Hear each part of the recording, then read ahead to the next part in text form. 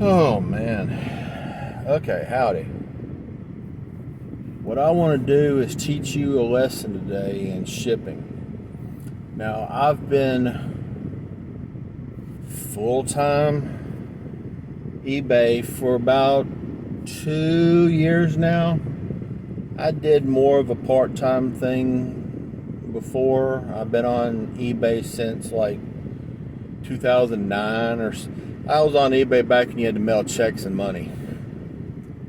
So I have a lot of experience and know-how. Do I know everything? No. Am I perfect at this? No.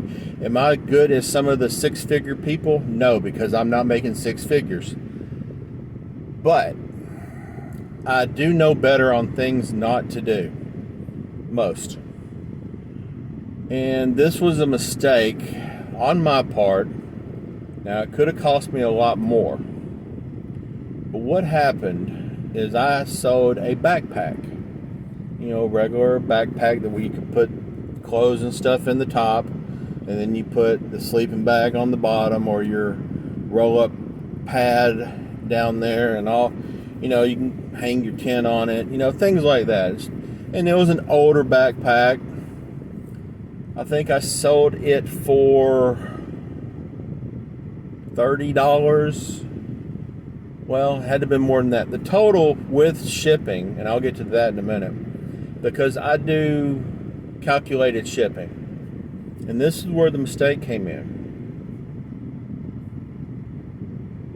The total of the whole order was like $43. And I think shipping came out to them for like $9 something. So do the math from there.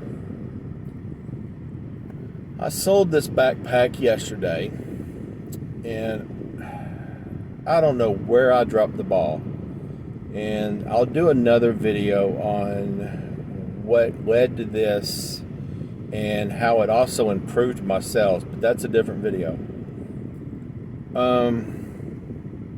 This backpack was listed at 3 pounds, which it turned out to be 3 pounds 4 ounces with the box and everything. Once again, my fault. I know I couldn't tell you if I weighed it, because I know it's hard to weigh a backpack because there ain't no hard surface to sit it on, because there's not a lot of bars that will hold it and balance it on the weight scale. So, but my biggest problem was the measurements. For some reason, the measurements weren't even close. I mean, they were more like an envelope measurements of like 996 or something. No, 994, something like that. Now, I don't know if you know, but there's no backpack in the world that's going to fit in a package of 9 by 9 by 5 or 4. All right, so what I did, I took a box that was long enough, and I didn't fold it. I just slid the backpack in it. Kind of like an envelope, closed one end off, slid it in, then closed that end off. Put it on the scale, 3.4 pounds. That's not bad, for a backpack. I don't know if you've ever sold or weighed a backpack, but it was aluminum frame, so it was a lightweight backpack. But then come the measurements.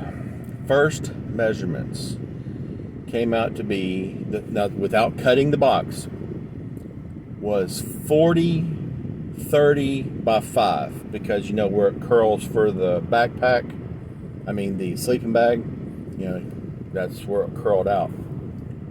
All right, so I weighed that, put measurements in. USPS wanted $77. This is the way I offered to ship it.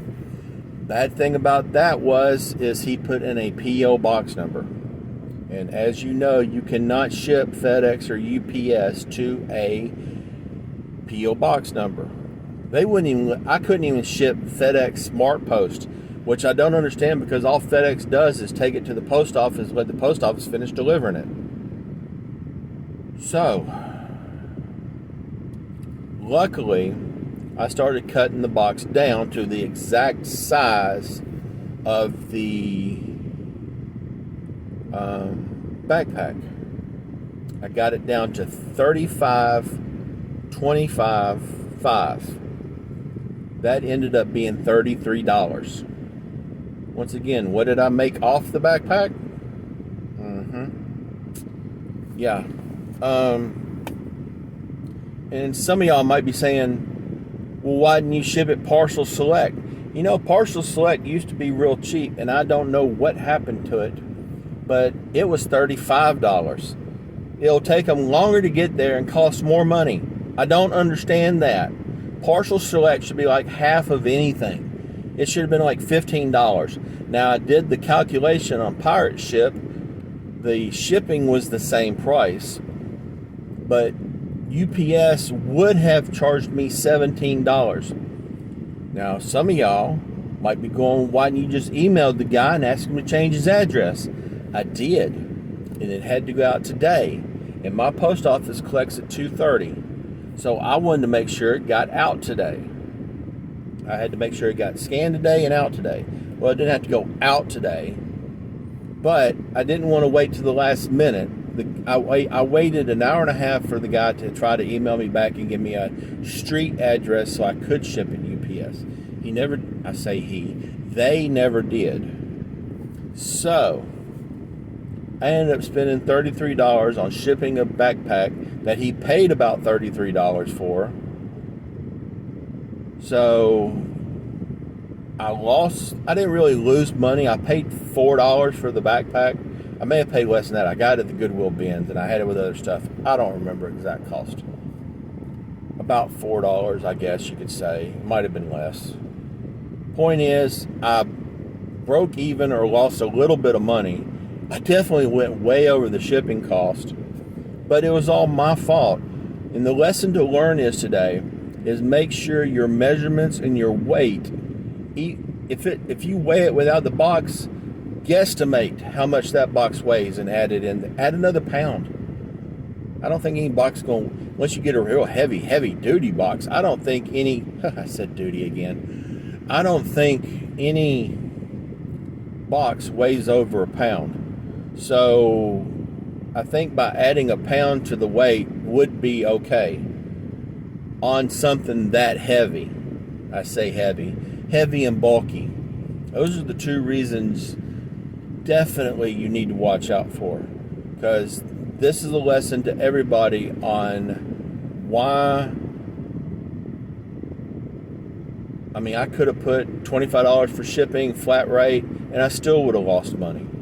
My point is, I did calculated shipping. That way, if it had gone to Oregon in some backwoods place, it still would have cost them whatever it would have cost them. $25, I probably still would have lost money if that had happened. My point is, that's the thing about calculated shipping. You have to get the weight and measurements correct. Do not, and I will repeat this, do not guess on something bulky or heavy, because this will happen every time. Because you may not lose this much money, but chances are you will lose some money. And it's really not worth it in the end, especially when you sell it for the price you ship it for. Yes, you could say I made $10. Well, after fees and everything, I made about $4. Okay, whatever. But my point is, it sucks. And luckily I've had some good high dollar sales lately. So I'm not sweating it. It's part of business. But this is the part of business you can avoid on your own by watching yourself. This has no one to blame but yourself if you do this. I do not blame the person for getting back with me. If he never gets back with me, it's not his fault. You know, it's not his problem. It's just he could have helped me out. But then again, he don't care. He's paid for what he was listed to pay for. So it's all on me. But just watch out, people. You never know what can happen if you don't get it right. Take your time. Slow down. I know you want to list 50 items a day, but if you're going to list them wrong, you're going to lose out more than you make. So I'll see y'all later. like, and subscribe. I appreciate it. I'll release another video about how my sales are doing. Y'all have a good one.